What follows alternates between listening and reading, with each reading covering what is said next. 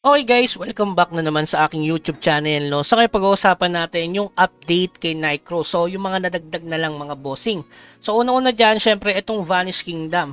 So paano ba yung gumagana? So kailangan mo ng susi, which is kailangan mong tapos ng daily mission. Ang pinakamadali dyan siguro yung sa TOT. Para sa amin, hanggang kailangan mo lang dito is level 35. Kung nakarating ka sa 35, tapos mo tong mission na to.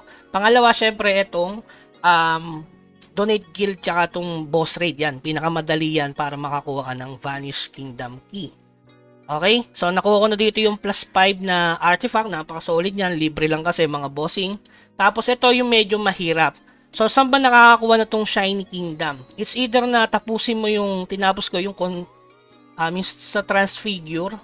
Ito. Yung Philosopher's Stone ba yun? Saan yun mga boss? Ito. Alchemy Transfigure yan, nakakuha ko ng 7 piraso na Shiny Kingdom, which is hindi tayo sinuwerte. So, ang pinaka-the best makuha dito, syempre, etong pwede kang pumili ng mount na gusto mo. So, pwede naman to makuha mo daily. No? Pwede mo siya makuha daily. Tapos, regarding dito, guys, based dun sa information, makukuha mo rin siya sa check-in event. Pero, after check natin dun sa sa daily check-in, wala siya. So, ibig sabihin, sa Tuesday, baka magkaroon ng Vanish Kingdom since 14 days naman to kasama yung araw ngayon. Okay, so pag nakuha nyo yan, pwede kayong mag-refresh. Ito, isa na lang kailangan ko, mare-refresh na yan. So, pwede ka ulit ma-renew yung reward ulit. Baka may ganito ulit guys, no? Solid yun, 2 plus 5 na RT.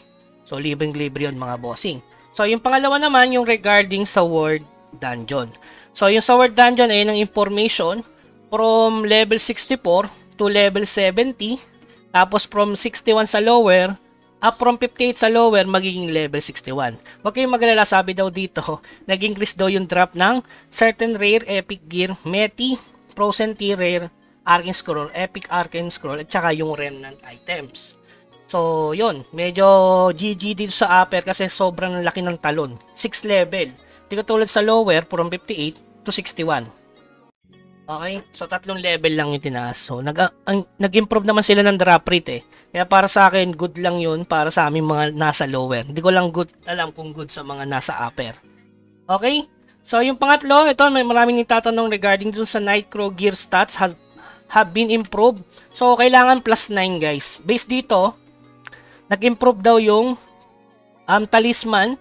Nightcrow talisman na Ito, pag na plus 9 mo, may additional na siya. Ayun, max rate siya, oh. Max rate na 1%, over plus 9 siya. Dapat plus 9 and above. Ayan, ito yung list ng dinagdag. ACC, nakita mo naman, plus 5 na yung bigayan. From ayan, oh. From plus 8 to plus 9, plus 5 na yung bigay. Grabe. Pero, sobrang hirap. Plus 6 pa nga lang yung sa akin, eh. Okay, so ayun yung nadagdag. Yung pangatlo at huli, itong regarding sa exchange. So, sa exchange, kung dati wala tong incest burner, ngayon pwede ka na magbenta sa world ng incest burner. Okay, isa na yan.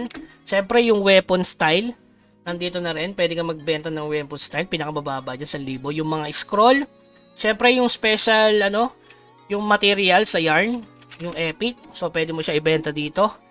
At yung huli, yung compass. Nandiyan yung compass, mga boss.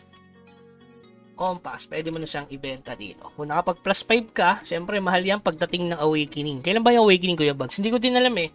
Pero mas maganda kung mag-horde ka na rin ng incest burner. Lalo na ngayon, naka-register siya sa World Exchange, no?